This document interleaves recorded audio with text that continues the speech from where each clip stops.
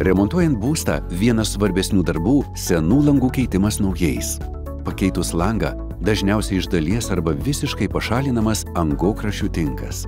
Universaliam remontiniam gipsiniam tinkui Rodband būdingos puikios sukibimo savybės. Jį galima dengti tiek plonų, tiek storų sluoksnių, bet to jis idealus, kai reikia suremontuoti angokraščius, išlyginti tvirtai sukibusio su pagrindu seno tinko paviršių arba tinkuoti seną mūrą. Jei kruopščiai patikrinę nustatome, kad seno tinko sukibimas nepakankamas, jį reikia pašalinti. Paviršius turi būti tvirtas, be palaidų dalelių, galinčių pabloginti tinko sukibimą su pagrindu, sausas, švarus, nedulkėtas ir be riebalų sluoksnių. Kai remontuojama pagrindą sudaro skirtingos medžiagos, būtina naudoti armavimo tinklą. Tinkavimo darbams atlikti naudosime gipsinį tinką Rodband, giluminį gruntą Tiefengrund, kampinius tinkavimo profilius Eckschützleiste ir tinko sujungimo su lango ar durų rėmų profilius. Bus reikalingi šie įrankiai: statybinis šepetys, kibirėlis gruntui, ruletė, statybinis pieštukas, žirklės skardai, gulščiukas, statybinis maišytuvas, maišymo indas, mentelė, tinkavimo mentelė, glaistiklis, mažas glaistiklis, trintuvė su kempine, H formos profilinė tinkavimo liniuotė, trapecinė tinkavimo liniuotė. Dabar ruošime pagrindą. Prieš pradedant tinkuoti, paviršių reikia padengti giluminiu gruntu Tiefengrund. Informaciją, kaip išsirinkti gruntą kitiems paviršiams, rasite Knauf interneto svetainėje. Gruntas gali būti dengiamas voleliu, šepečiu arba purškiamas mašininiu būdu.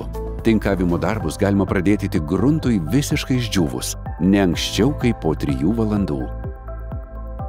Kai gruntas išdžiūsta, visų pirma tvirtiname kampinius tinkavimo profilius Eckschützleiste.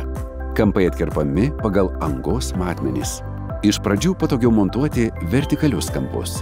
Ant sienos išorinio kampo paviršiaus, kas 30 cm, uždedame nedidelės porcijas skiedinio Rodband ir į jį įspaudžiame apsauginį kampą.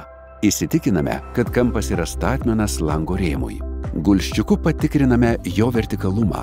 Tokiu pat būdu montuojamas ir horizontalus apsauginis kampas. Šįkart tikrinamas horizontalumas. Tinko sluoksnis nuo lango ar durų rėmo turi būti atskirtas deformaciniu tinko jungimo profiliu arba skiriamąja juosta. Pačių profilių montavimas yra nesudėtingas ir greitas. Pagal lango rėmo matmenis atkerpami profiliai lipne dalimi klijuojami rėmo dalių. Tvirtinant, reikia atkreipti dėmesį į vertikalumą ir horizontalumą arba montuoti vienodais atstumais nuo lango rėmo krašto. Tinkavimo darbus galima pradėti tada, kai kampiniai tinkavimo profiliai yra tvirtai prikibę, o skiedinys gerai išdžiūvęs. Dabar paruošime Rodband tinko skiedinį. 30 kg maišo turinį maišome su švariu vandeniu, kol gausime darbui tinkamą konsistenciją. Maišyti galima tik su švariu vandeniu, jokių kitų priedų nenaudojame. Jei reikia, galime įpilti daugiau vandens ir dar kartą viską išmaišyti. Skiedinys paruoštas. Paruoštą skiedinį ant pagrindo krečiame mentele arba dengiame specialia tinkavimo mentele ir išlyginame liniuote. Gipso tinko paviršius pradedamas lyginti praėjus apie 40–60 minučių, kai sluoksnis šiek tiek sukietėja. Pirmiausia, specialia trapecinė liniuote nubraukiami stambiausi nelygumai. Nubraukto skiedinio likučiais užlyginami stambesni nelygumai ar duobutės. Tai kartojama tol, kol tinko plokštuma visiškai išlyginama. Paviršiui pakankamai sukietėjus, maždaug po 20 ar 30 minučių būtina jį dar kartą išlyginti glaistikliu, pašalinant smulkius defektus, nelygumus ir šiurkštumus. Po 10 ar 20 minučių imame gerai sudrėkintą šiurkščią trintuvę su kempine ir suvilgome tinką. Kai paviršius taps matinis, nuglotniname jį glaistikliu arba tinkavimo mentele ir pašaliname likusius nelygumus. Dabar tinkuosime likusią sienos dalį.